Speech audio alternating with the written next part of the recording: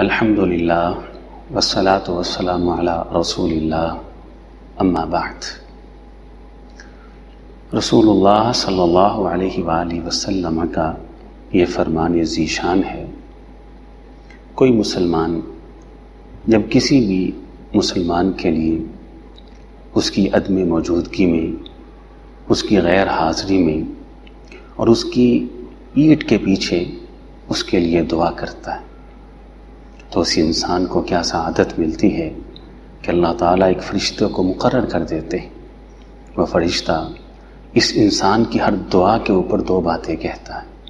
پہلی بات، آمین، اے اللہ تیرا یہ بندہ جو اپنے دوسرے مسلمان بھائی کے لیے اس کی عدم موجودگی میں، اس کی غیر حاضری میں اس کے لیے دعائیں کر رہا ہے، اے اللہ اس کی دعا کو قبول فرما۔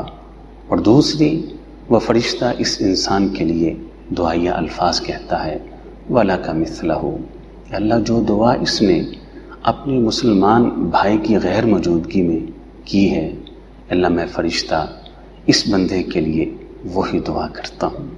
اس سے معلوم ہوتا ہے کہ آپ جب بھی دعا کریں تو صرف اپنے لیے نہ کریں بلکہ اپنوں کے لیے کریں، یاروں کے لیے کریں، اغیاروں کے لیے کریں، دوست احباب کے لیے کریں، رشتہ داروں کے لیے کریں، سب کے لیے دعا کریں تو فرشتہ آپ کی دعا پر آمین بھی کہتا جائے گا اور وہی دعا آپ کے حق میں اللہ سے کرتا چلا جائے گا۔